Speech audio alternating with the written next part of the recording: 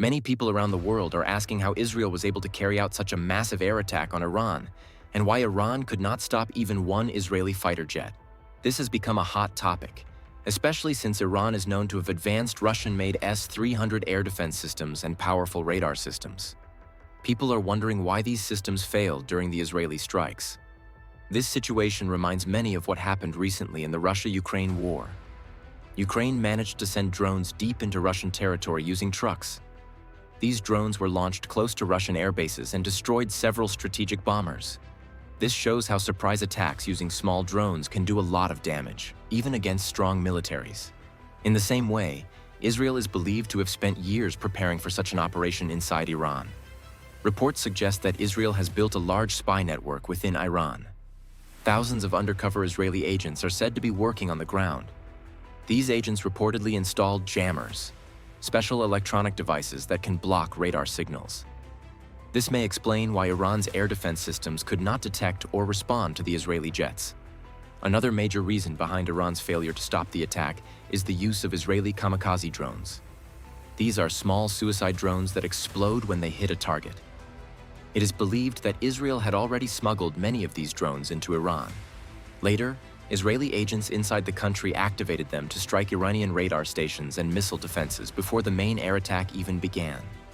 This early action would have seriously weakened Iran's ability to defend itself.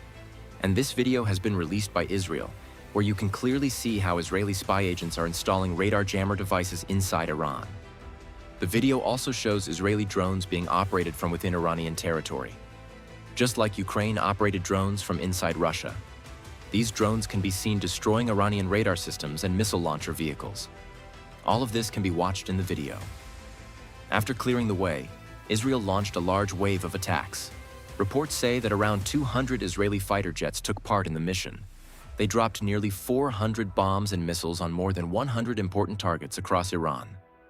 One of the most important targets was the Natanz uranium enrichment facility, which is a key part of Iran's nuclear program. In a second wave of attacks, Israel hit the Tabriz airport, which is located near Iran's border with Turkey. This strike was described as very powerful and added to the damage already caused in the first wave. Israeli Prime Minister Benjamin Netanyahu has confirmed that these attacks are not over. He said they will continue in waves until Israel's goals are fully met. This means that more attacks could happen soon.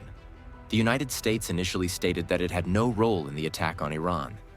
However, former President Donald Trump later made a statement to CNN, saying that the US of course supports Israel and described the strikes on Iran as a very successful attack. Trump also issued a warning to Iran, urging it to agree to a nuclear deal before there is nothing left, suggesting that Israel's upcoming attacks could be even more brutal.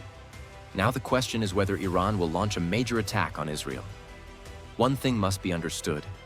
Iran's supreme leader may have to take some serious steps to hold on to power. A large-scale attack on Israel might be necessary for him to maintain his position. On the other hand, Israeli Prime Minister Netanyahu has said that Israel will continue to strike Iran. This also means that Israel intends to keep attacking Iran to such an extent that nothing is left for Iran to respond with. Eventually, this could lead to a regime change in Iran, with a new government replacing Khamenei's. These possibilities are reportedly being discussed between Israel and the United States. For now, the attack that Iran has launched involves more than 100 drones. Israel claims it is intercepting these drones. At the moment, Iran doesn't have its top military leadership in place to carry out a major attack, as Israel has already eliminated them, something we have explained in previous videos. In my opinion, Iran will need a few more days to prepare for a full-scale attack. It could take about a week.